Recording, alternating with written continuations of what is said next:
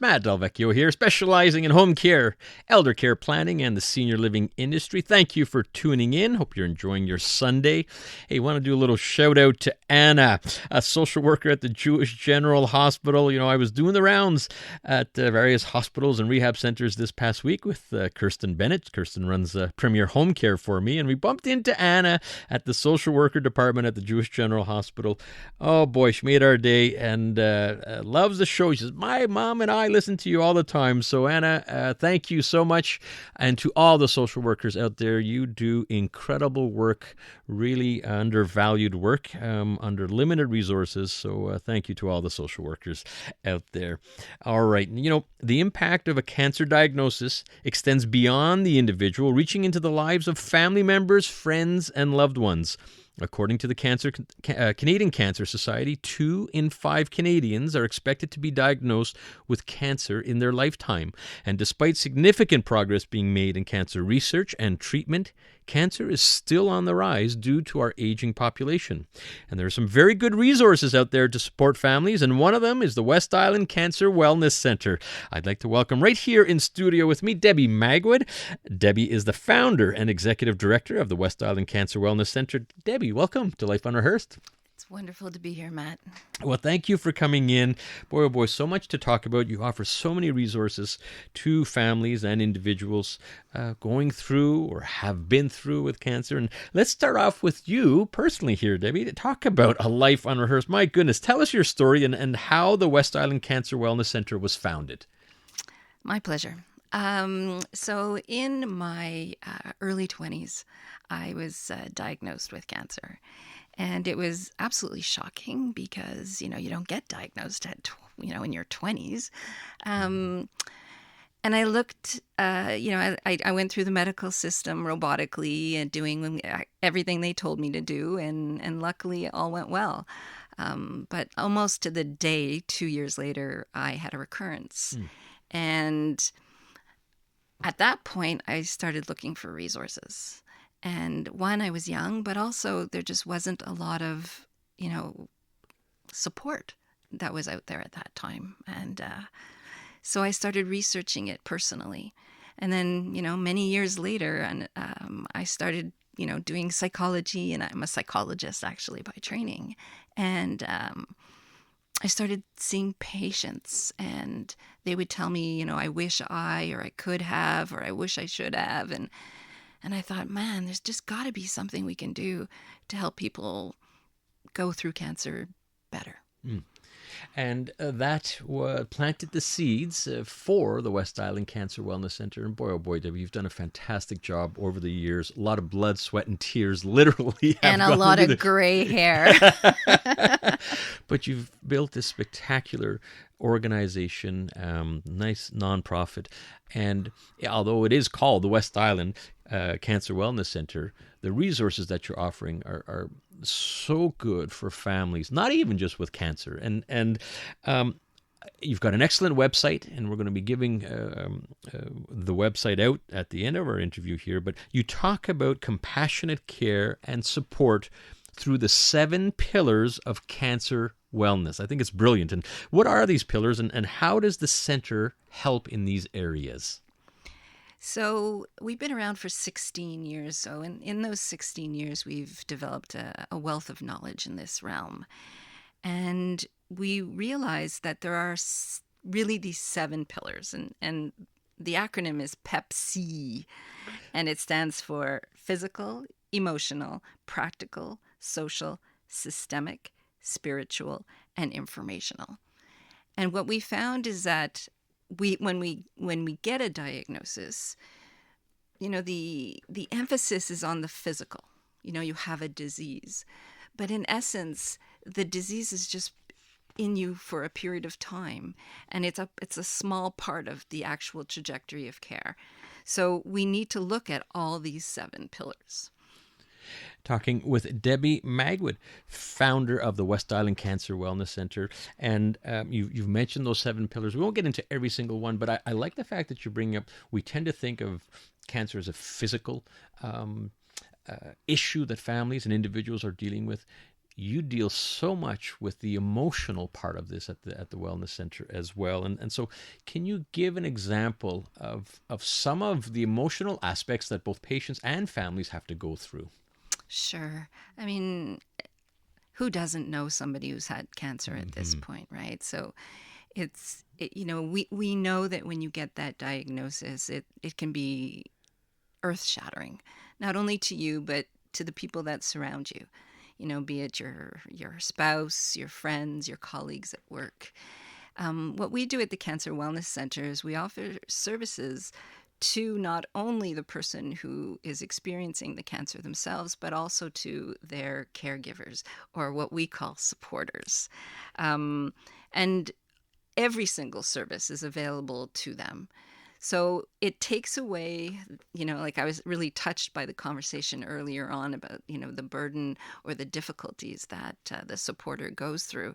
But it sort of helps the supporter to realize they're important too in this process.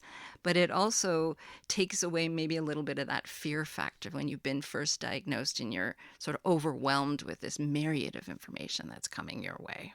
I love that term, supporter. I think we were talking off air, and we were just talking about caregiving prior to this interview, and you mentioned something that really stuck with me, um, in the role of your husband, Hmm. and you didn't think, or maybe he didn't think he was a caregiver, but he was a supporter to you, and I just love that terminology because it makes sense. Yes, it was something that kind of irked me when people called him my caregiver, as though, I was needing to be cared for. Like it kind of made me feel weak and not empowered. And so at the Cancer Wellness Center, we're all about empowerment. We're all about being able to feel like you're doing something for yourself. So we actually switched the term from caregiver to supporter. Love that. Great, great move. We're talking with Debbie Magwood, director, founder of West Island Cancer Wellness Center. Debbie, just a scenario we're going to give you here, and um, you've just been diagnosed with cancer. This is the individual, not a family member.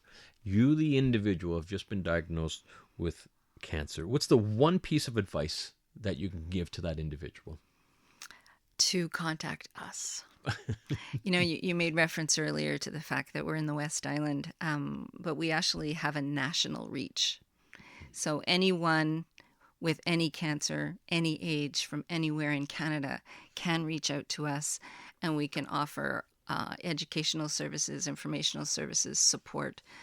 You know, if you get the diagnosis and you feel scared and alone, um, it makes the diagnosis that much more difficult. Mm-hmm.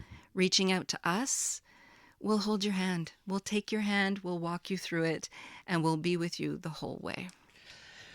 Debbie, we have to head out to traffic here, but we're going to continue. If you could stay around with us, so many more questions, and including, we're going to talk about so many forms of cancer that are moving from the term terminal. We used to think, okay, cancer means terminal, but now not so much. It's now more chronic, and that's due to a lot of the research and treatments that have been improving. Debbie, just a wealth of information, offering so much support, not just in the West Island, but to all cancer patients and their families. We talked about what you would advise for someone just being diagnosed with cancer, as you do so much, and probably even more so, the support for families is a big part of what you do at the Cancer Wellness Center. So, what words of advice can you give to family members or a friend that has a loved one going through cancer? So actually, it'd be the exact same advice that I would give to a person who is diagnosed with cancer. It would be contact us. When a person comes and registers at the center, that is the only one point that we know if they have cancer themselves or if they are supporting somebody who has cancer.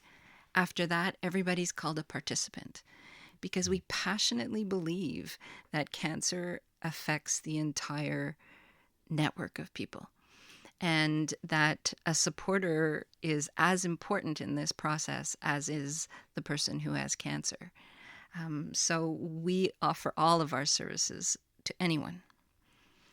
And you're bringing up such a good point, because it does affect. When we say 2 in 5 Canadians will be diagnosed with cancer, if you truly look at the statistics, almost 100% of the population has been or will be affected by cancer. If it's not themselves, it's through a loved one. So it's so nice that the West Island Cancer Wellness Center is offering tons of support also for the family as well. Now, just before traffic, Debbie, we talked about, there's a stigma about cancer being a terminal illness.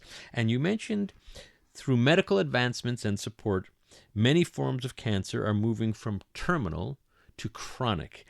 So tell us more about that. Yes, I guess, when we give all these horrifying statistics about cancer, what we don't mention enough is the fact that, over 75% of people actually are cured. And within that, there's also people who will never have a cure, but can live incredibly wonderful lives, who are more in a chronic phase of the disease. And it might mean the disease is still present, but that because they do things, they pay attention to all those 7 pillars of care, and they, are feeling empowered themselves, and they're doing things for themselves, they actually can live years and years and years and not really be sick. And it is encouraging, and we've talked to a lot of guests on Life Unrehearsed, and prostate cancer would be a good example of that, and from a male perspective here as a male host. But there's an example of progress in treatments, early detection, where rates are really improving. I guess we could say the same to breast cancer. We still have a long ways to go, but it's encouraging. There's a lot of money that's required, and there's a lot of donations, but it's nice to see, compared to 5, 10, 20 years ago, some very, very nice progress. Now, you've mentioned some examples of what you're doing in your wonderful team, many, many volunteers. By the way, what do you figure in terms of volunteers that you've got at the West Island? 215-ish. Wow. 215 at the West Island Cancer Wellness Center, and you've got a fantastic team. Can you give an example, Debbie, of some of the support groups that are available at the West Island Cancer Wellness Center? So we have lots of different types of groups, all give support. They might not be traditionally called support groups, but they all give support. So we have, groups that get together to do nutritional cooking, to do meditation, yoga. And then we do, of course, have our traditional support groups. We have a metastatic cancer group. We have a post-treatment group, a peer-to-peer group. The way we work is we listen to our participants, and if they tell us something that they feel they need, we try as much as possible to respond to that. We even have groups that are just purely there for fun, just to make quality of life wonderful. A lot of people will say things to us like, it must be depressing to work there. Well, I don't think so. There is so much joy and laughter and camaraderie that's in our building. It's fabulous. Listening to Life Unrehearsed, Matt Delvecchio here, and I'm talking to Debbie Magwood, the founder and executive director of the West Island Cancer Wellness Center. So, Debbie, how, if someone wants to call, who would qualify to access your services? Well, that's a great question, Matt. So we are from diagnosis to 1 year post-treatment. And as I mentioned earlier, all they have to do is call us. They just, our phone number is 514-695-9355, or visit our website, which is wicwc.org. As long as you fall within that period of time from diagnosis to 1 year post-treatment, you qualify. And I know you've got some wonderful partners supporting the West Island Cancer Wellness Center. To access these services, I would imagine there's a cost to many of the services. How does that work? So there's no cost. It's 100% free of charge, because it's a huge myth that people believe that our medical system pays for everything. People who get diagnosed with cancer frequently have to take time off from work. Some of the medications are extremely expensive, prosthetics. So we felt pretty passionately that we didn't want anybody to not qualify because they couldn't afford it. So it's completely free of charge. Amazing. And we don't want the term West Island to deceive. Like you said, you could even serve national because of a lot of the work you're doing, so much of it virtually as well. And, Debbie, I want to make sure we repeat the website and the phone number if someone needs to reach your organization. So starting with the phone number one more time, please.